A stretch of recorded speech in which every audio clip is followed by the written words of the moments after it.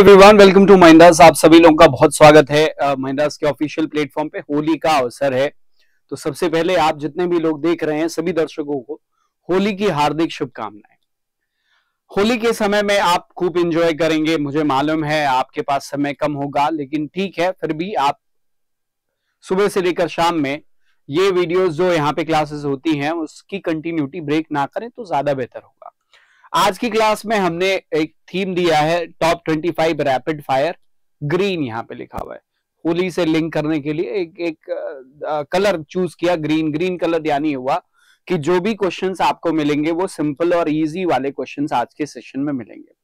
3 ऐसे सेशंस होने वाले हैं जिसमें पहले ग्रीन रहेगा, दूसरा इससे ऊपर लेवल का येलो रहेगा, और फिर फाइनली हम रेड कलर पे जाएंगे। जब रेड कलर रहेगा तो वहां पे क्वेश्चन का level in comparison to the previous 2 green और येलो के कंपैरिजन में ऊपर रहेगा।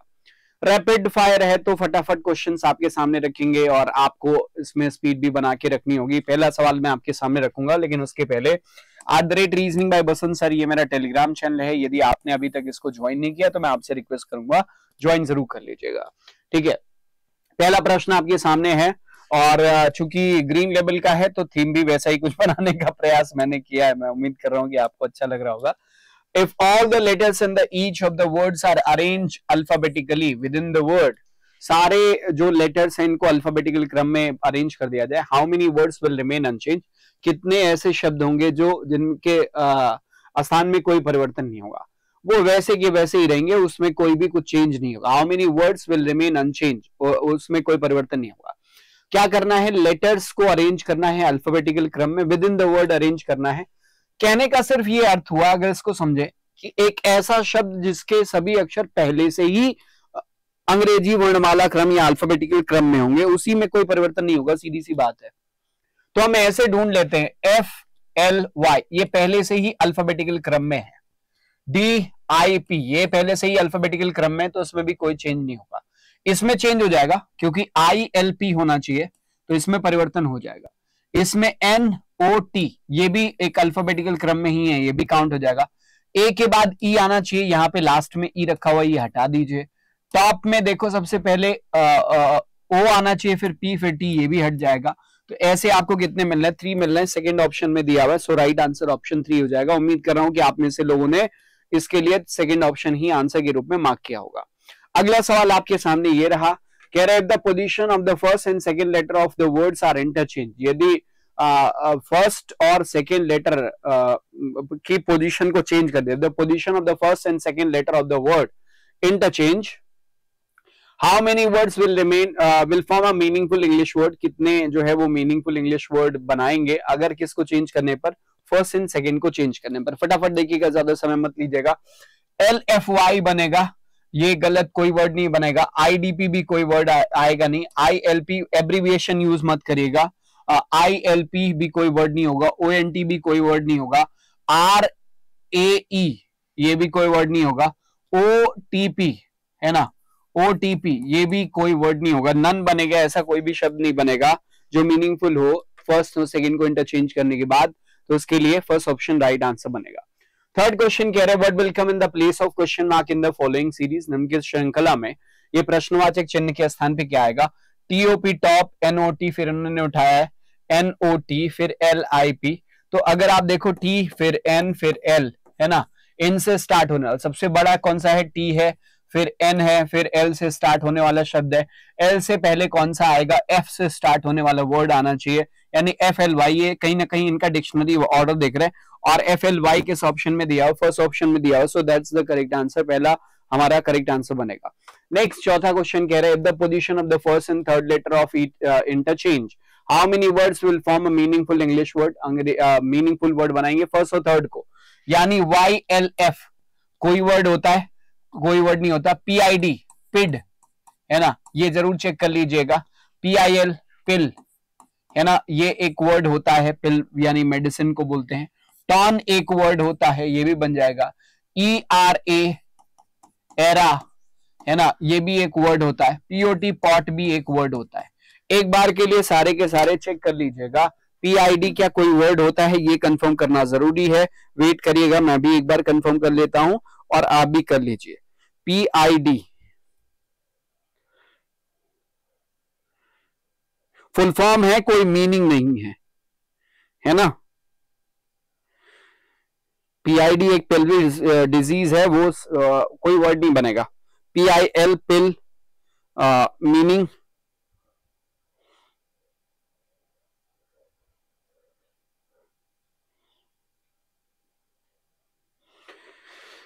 ये भी वर्ड नहीं है। PIL पिल वर्ड नहीं है, वो अलग पिल होता है। ये भी हो गया। टर्न एक वर्ड है, एरा एक वर्ड रहेगा, एरा।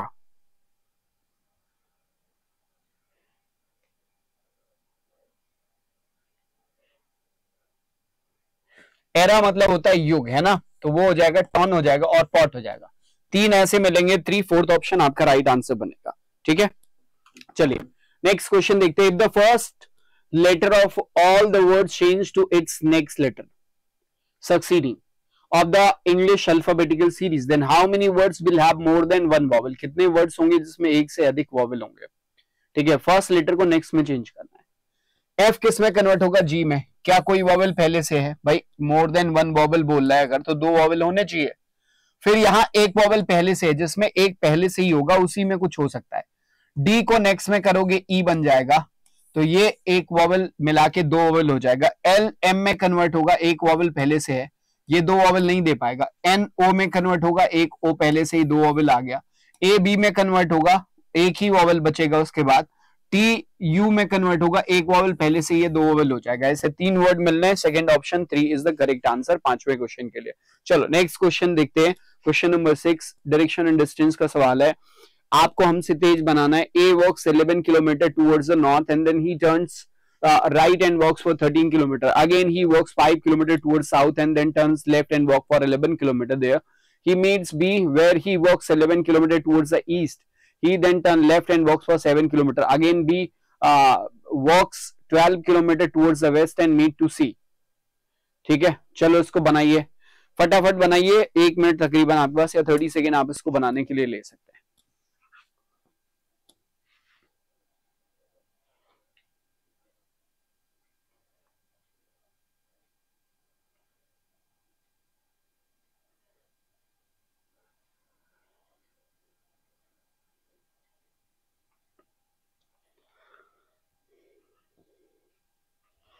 चलो कोई दिक्कत नहीं है, इसमें बहुत आसान है, ये सब कंफ्यूज करने के लिए कह रहे हैं। इसको वही तरीका अपना यूज कर सकते हैं या डायग्राम मेथड भी। A walks 11 kilometre towards north direction. पहले 11 किलोमीटर चल रहा है किधर? नॉर्थ डायरेक्शन में। ये स्टार्टिंग पॉइंट है, नॉर्थ डायरेक्शन में A मूव कर रहा है अभी। ठीक है, A मूव कर रहा है, ठीक। Then he turn towards his right and walks for 13, दाएं मुड़ के 13 चल के चला गया, यहाँ पे A पहुंचा।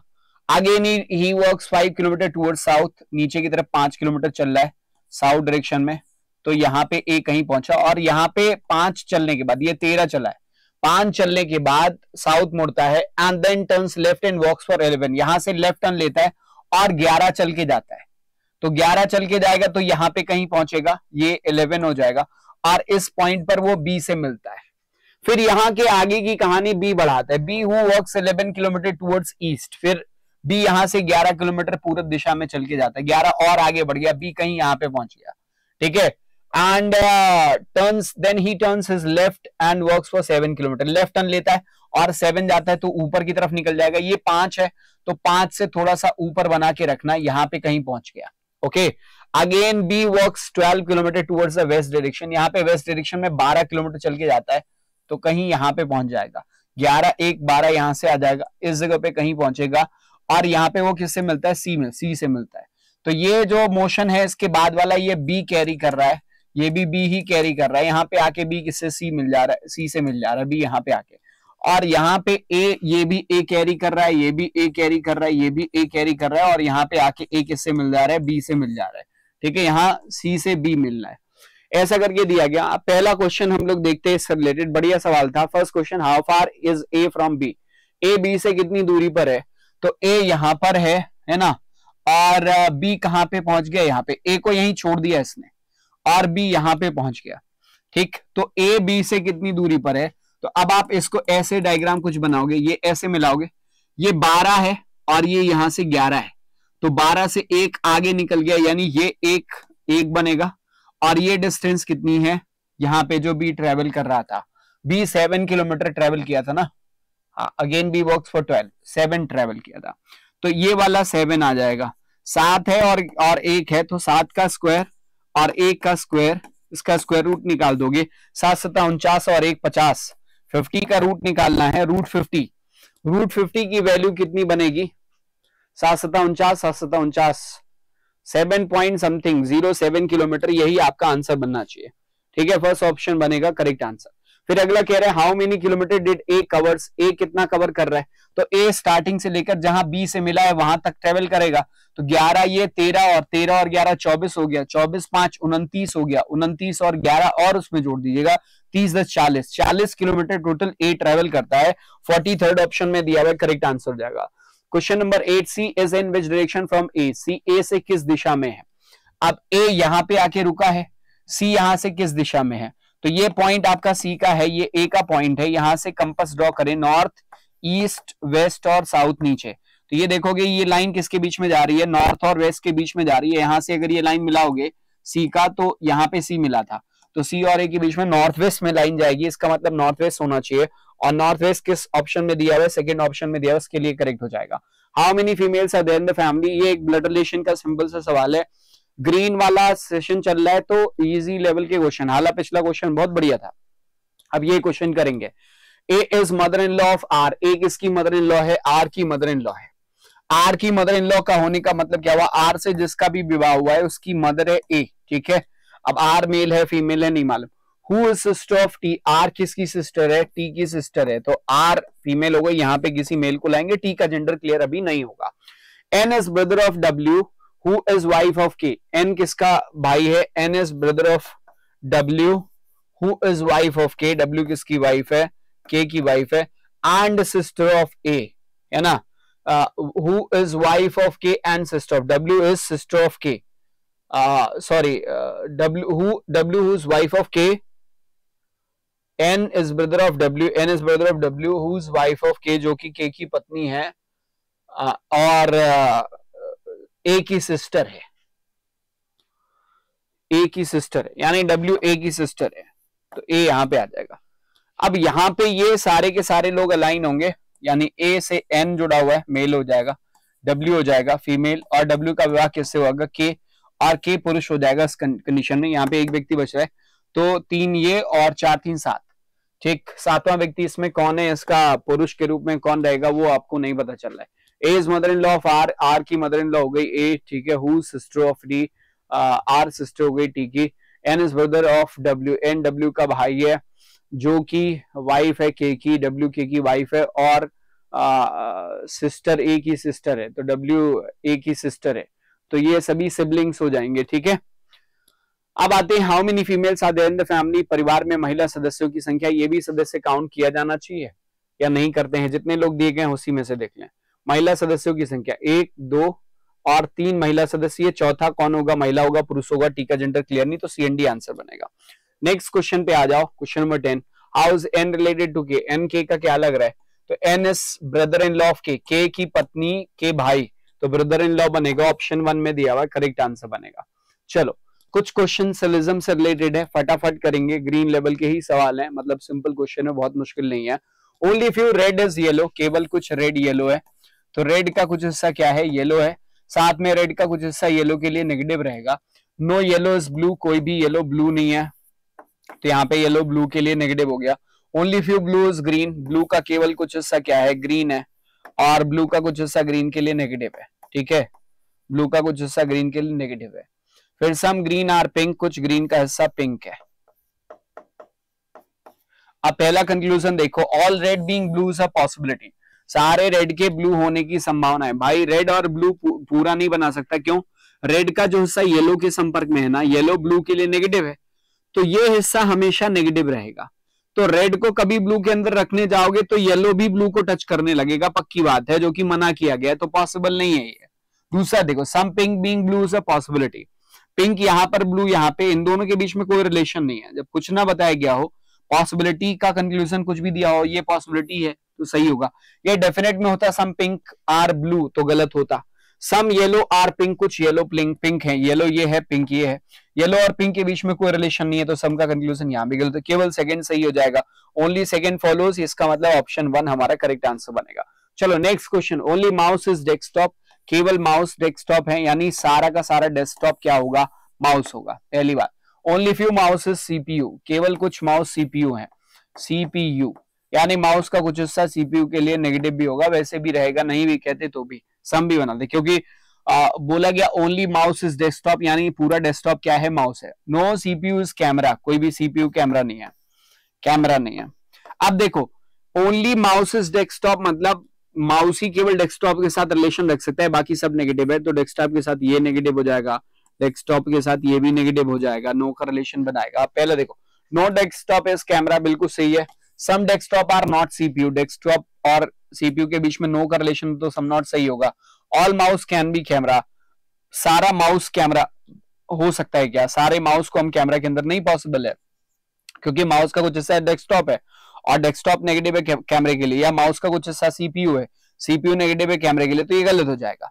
तो both first and second follows, third option आपका राइट आंसर बनेगा। जिन लोगों ने थर्ड ऑप्शन बोला है बिल्कुल सही बोला है।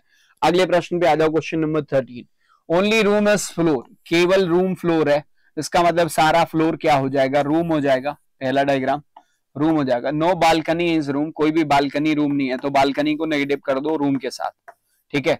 ऑल विंडो आर बालकनी, सारा विंडो किसके अंदर, बालकनी के अंदर, all window are balcony. And some door are window, कुछ डोर विंडो है, डोर का कुछ हिस्सा किसके साथ कनेक्टेड है, विंडो के साथ, ठीक है। आप पहले कंक्लूजन को चेक करिए, दूसरे को चेक करिए और तीसरे को चेक करिए, क्या आंसर आपका आता है वो बताइएगा। फर्स्ट कंक्लूजन कह रहे हैं नो बालकनी इज डोर, कोई भी बालकनी डोर नहीं है, तो बालकनी डोर के बीच में भाई तो कुछ बताया नहीं, क्या गलत हो गया। No floor is balcony, no floor is balcony. अब देखो ओनली रूम इज फ्लोर बोला गया, इसका मतलब फ्लोर जो है केवल रूम के साथ रिलेशन रखेगा, बाकी सबके साथ नो का रिलेशन रखेगा, तो नो फ्लोर इज बालकनी बिल्कुल सही हो जाएगा। और वैसे भी देखो बालकनी रूम के लिए नेगेटिव, रूम के अंदर का हिस्सा फ्लोर है, तो वो भी नेगेटिव हो जाएगा, दूसरा सही हो जाएगा। Some window being room is a possibility, window ये है, रूम यहाँ पे है, विंडो और रूम देखो ब्लू नेगेटिव है, बालकनी नेगेटिव है, किसके लिए, रूम के लिए, तो विंडो बालकनी के अंदर है, तो ये भी नेगेटिव हो जाएगा रूम के लिए, पॉसिबल ही नहीं है यहाँ पे, ये भी गलत हो गया, केवल सेकंड सही हो जाएगा, ऑप्शन 1 में दिया हुआ है करेक्ट आंसर। क्वेश्चन नंबर 14 देखो, सम प्लैनेट आर स्टार, फटाफट इसको बनाएंगे।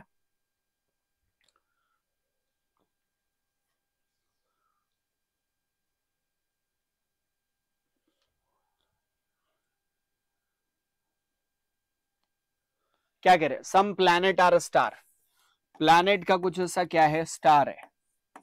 ऑल स्टार आर सन, सारा स्टार सन है। Only few sun is moon, sun का केवल कुछ हिस्सा मून है, तो सन का कुछ हिस्सा मून है, साथ में सन का कुछ हिस्सा मून के लिए नेगेटिव भी है। No moon is earth, moon negative किसके लिए, अर्थ के लिए। अब पहला कंक्लूजन देखो, some earth being planet is a possibility, कुछ अर्थ के प्लैनेट होने की संभावना बिल्कुल है, अर्थ और प्लैनेट के बीच में कुछ नहीं बताया गया, तो पॉसिबिलिटी सही हो जाएगी, ठीक है। फिर आगे कह रहे all sun being moon is a possibility, सभी सन के मून होने की संभावना, मून यहां पर, सन यहां पे। अब सन का कुछ हिस्सा क्या है, only a few sun is moon बोला गया, तो सन का कुछ हिस्सा मून के लिए नेगेटिव है, इसका मतलब ये हिस्सा छोड़ के बाकी पॉजिटिव बना सकता है, इसका मतलब पूरा नहीं बना पाएगा, तो ऑल सन बीइंग मून गलत हो गया, पॉसिबल ही नहीं है। ऑल प्लैनेट आर सन, सारा प्लैनेट सन है क्या, नहीं है, तो ये भी गलत हो गया, केवल पहला सही होगा, सेकंड ऑप्शन में दिया हुआ, राइट आंसर ऑप्शन 2 बनेगा। नेक्स्ट क्वेश्चन नंबर 15 देखेंगे, only few red is yellow, केवल कुछ रेड क्या है, येलो है। Only few red is yellow, तो रेड का कुछ हिस्सा येलो है, साथ में रेड का कुछ हिस्सा येलो के लिए क्या है, नेगेटिव है। नो येलो इज ब्लू, कोई भी येलो ब्लू नहीं है, ठीक है। फिर only few blue is green, blue का केवल कुछ हिस्सा ग्रीन है, तो ब्लू का कुछ हिस्सा ग्रीन, साथ में ब्लू का कुछ हिस्सा ग्रीन के लिए नेगेटिव बना देंगे, ठीक है। Some green are pink, green का कुछ हिस्सा पिंक है, ठीक। पहला कंक्लूजन देखो, ऑल रेड आर ब्लू, सारा रेड ब्लू है क्या, सारा रेड ब्लू के अंदर है, नहीं है, गलत हो गया। सम पिंक आर ब्लू, कुछ पिंक क्या ब्लू को टच कर रहा है, नहीं, गलत हो गया। नो येलो इज पिंक, कोई भी येलो पिंक नहीं है, येलो और पिंक के बीच में नो तो कहीं बन नहीं रहा, तो ये भी गलत हो गया। नीदर कंक्लूजन फॉलोज, ईदर तो किसी में नहीं आएगा, रेड ब्लू नहीं है, पिंक ब्लू नहीं है, येलो पिंक नहीं है। Neither none conclusion follows, option 1 is to be the correct answer. ठीक है, आई होप कि यही आंसर आपका भी आया होगा। चलो कुछ क्वेश्चन हमारे ये हैं जो क्वेश्चंस जो है वो आपके कोडिंग एंड डिकोडिंग से रिलेटेड है, फटाफट देखेंगे। कह रहे TIB ZDE FET stand for which of the following. TIB ZDE, इसमें देखो TIB यहां पे दिख रहे, TIB ZDE इसमें भी दिख गया, TIB और या ZDE इसमें दिख गया, TIB भी इसमें दिख गया। इन दोनों सेंटेंसेस में TIB और ZDE ये दोनों दिख रहे, देखो ZDE और TIB। इसके अलावा कुछ और कॉमन है? फेट नहीं कॉमन है, NHY कॉमन है, पर NHY पहले में भी दिया हुआ है। यानी हमें ऐसा वर्ड ढूंढना है जो इन दोनों में हो पर पहले में ना हो।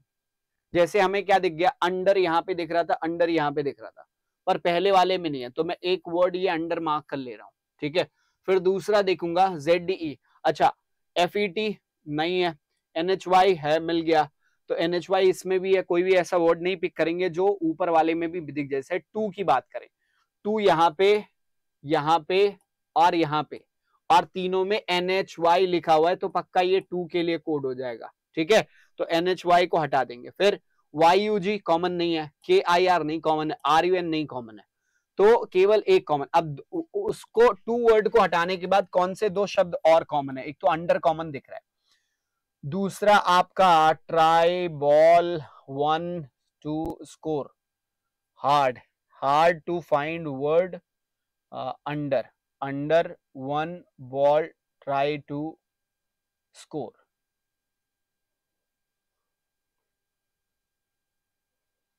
ZDE और कहीं कॉमन है भाई?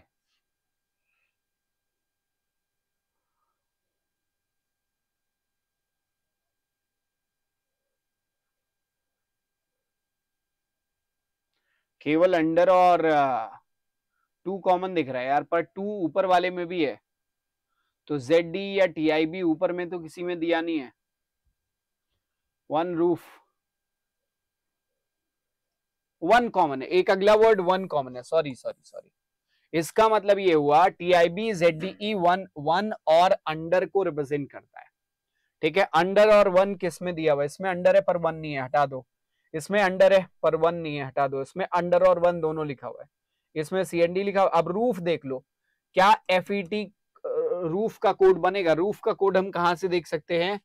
रूफ इन सभी में, पहले वाले में रूफ कहीं दिया हुआ है नहीं, दूसरे वाले में रूफ यहाँ पे दिया हुआ है, ये वर्ड कहीं और कॉमन नहीं है, तो इसका कोड भी कहीं और कॉमन नहीं है। TIB तो कहीं और कॉमन है, FET कहीं और कॉमन है क्या? FET TIB यहाँ पे भी हालत दिया हुआ है ना, अंडर इसमें भी है। FET किसी और कॉमन में नहीं दिख रहा है। NHY कहीं और कॉमन दिख रहा है, हटा दो। फिर YUG कहीं और कॉमन है, YUG इसमें कॉमन है, हटा दो। KIR इसमें कॉमन है, हटा दो। RNU इसमें कॉमन है, हटा दो। केवल बचा FET, और FET किसके लिए? रूफ के लिए हो जाएगा, यानी रूफ आएगा। थर्ड ऑप्शन आपका राइट आंसर बनेगा। क्वेश्चन नंबर 16 लंबा क्वेश्चन था। नेक्स्ट क्वेश्चन देखो, beat the ball score, beat the ball score. Beat the का कोड यहां से निकाल सकते हो, द इसमें भी है, इसमें बॉल है, इसमें स्कोर है, स्कोर और कहीं है नहीं है, स्कोर इसमें है, इसमें इसका यूनिक वर्ड निकाल लो। NHY कहीं और है, ZDE भी कहीं और है, RUB भी कहीं और था, RUB कहीं और नहीं है, ये हटा लो। DLO किसी और में है, इसमें है, हटा दो। BLE इसमें नहीं है, इसमें नहीं है, इसमें है, हटा दो इसको। TIB भी कहीं और था, हटा दो इसको। RUB यानी स्कोर के लिए RUB बनेगा। ठीक है, बॉल का कोड क्या होगा? बॉल यहाँ पे है, पहले वाले में बॉल नहीं दिया हुआ, दूसरे में नहीं दिया हुआ, तीसरे में केवल बॉल दिया हुआ है, चौथे में भी नहीं। बॉल का कोड भी यूनिक होगा। BLE कहीं और है, हटा दो। FOP किसी और में दिया हुआ है, नहीं दिया हुआ है, यहाँ पे दिया हुआ है, हटा दो।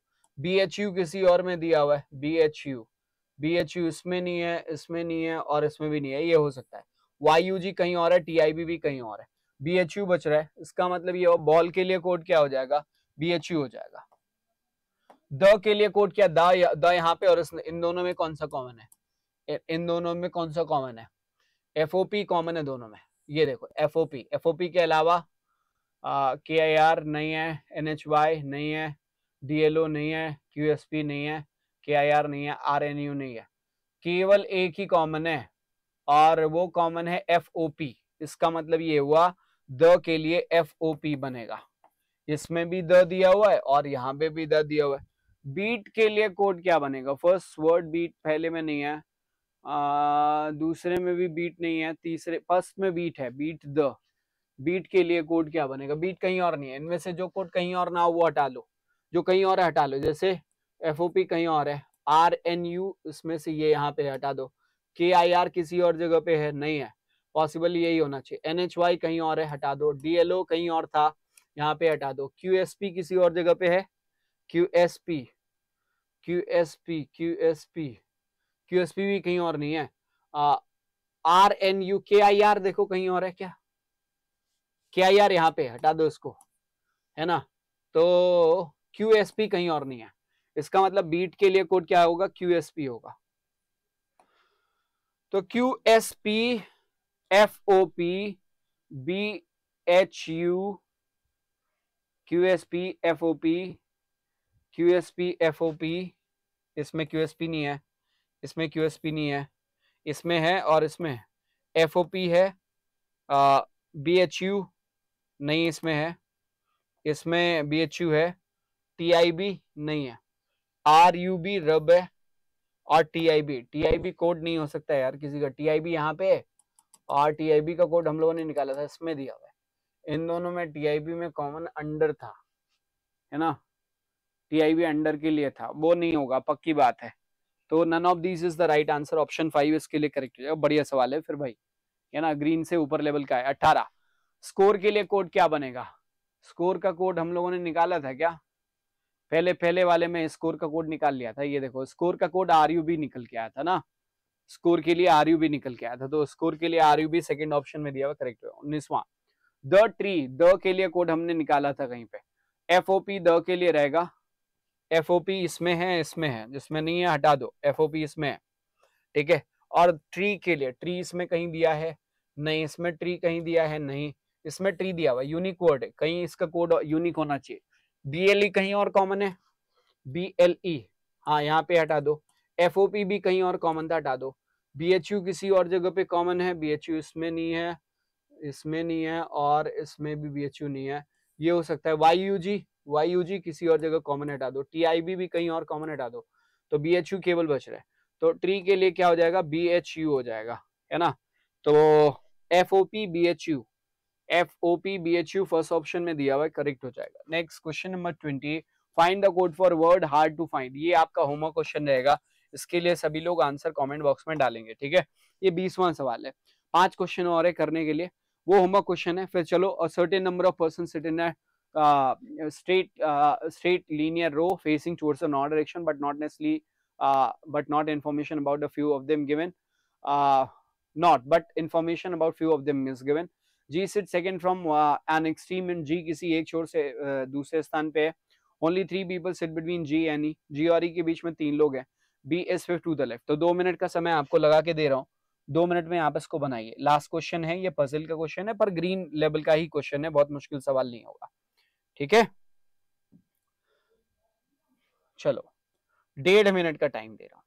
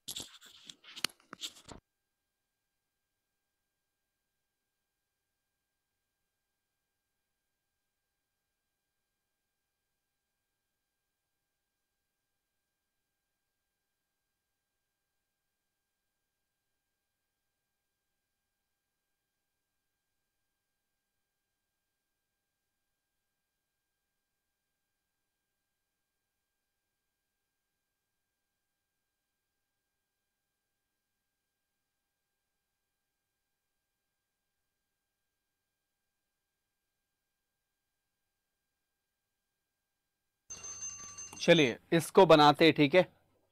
A certain number of person straight linear, इसका क्वेश्चन नंबर 1 ये है, यहाँ पे क्वेश्चन नंबर 2 है, क्वेश्चन नंबर 3 ये है, 4 है, 5 है, ठीक है। सभी के आंसर करेंगे। यहाँ पे बनाएं कि यहाँ पे बना लेते हैं? यहाँ बनाते हैं दूसरे क्वेश्चन पे, ठीक है। स्पेस मिल जाएगा अपने लोगों को, 2 पॉसिबिलिटी लेके चलना हो तो। पहले G sit second from one of the extreme end, तो भाई इधर से मैं जी को दूसरे स्थान पे रख रहा हूं, एक बार के लिए इधर से, और एक बार के लिए इधर से जी को दूसरे नंबर पे रख रहा हूं। ये एंड मान रहा हूं मैं, ये एंड है। Only 3 people sit between G and E, तो 3 लोग बैठे हुए, 1 2 3 का गैप करके जी और ई के बीच में 3 लोग। इधर देखो 1 2 3 का गैप करके ई को यहां पे बना देंगे, ठीक है। B sit 5 to the left of R, ठीक है। अभी ये लाइन छोड़ दो। बी आर के लेफ्ट में 6 person sit between R and E, R और ई के बीच में 6 लोग हैं, तो 1 2 3 4 5, इधर तो बनेगा नहीं। आर और ई के बीच में 1 2 3 4 5 और 6, आर यहाँ पे हो। इधर देखो 1 2 3 4 5 6 लोगों का गैप करके आर को इस जगह पे बना दोगे। आर और ई के बीच में 6 लोग हैं, जी और ई के बीच में 3 लोग हैं, तो ये 3 स्पेस हमने बनाया है। अब जब ये बना ले, B is fifth to the left of R, R के बाएं 5वां, पहला दूसरा तीसरा चौथा 5वां, बी यहाँ पे रहेगा। इसमें आर के लेफ्ट में पहला दूसरा तीसरा चौथा 5वां, बी यहाँ पे रहेगा। B is fifth to the left of R, 6 person sit between R and E, वो हमने बनाया। A who is third to the left of E, E के लेफ्ट में third position, first second third, A यहाँ पे रहेगा, first second third A यहाँ पे रहेगा। A who is third to the left of E is adjacent to G, वो A जो है वो जी के पड़ोस में है। इस वाले में ए जी के पड़ोस में आ रहा है, पर यहाँ पे ए जी के पड़ोस में नहीं आ रहा, तो ये केस एलिमिनेट हो गया। 2 person sit between F and R, F और आर के बीच में 2 व्यक्ति हैं, 1 2 का गैप करके आर इधर भी बन सकता है ना, और एफ इधर भी बन सकता है, और 2 का गैप करके 1 2 का गैप करके एफ को इस जगह पे प्लेस किया जा सकता है। 2 पॉसिबिलिटी एफ को लेकर बनती है, ठीक है। फिर who is not extreme and, F के विषय में कहा गया वो किसी एंड पर नहीं है, तो प्रॉब्ली एफ यहां पे नहीं होना चाहिए। The number of person to the right of F is same as number of person between G and A, G और ए के बीच में एक व्यक्ति है ना, तो आर के राइट साइड में केवल एक व्यक्ति हो सकता है।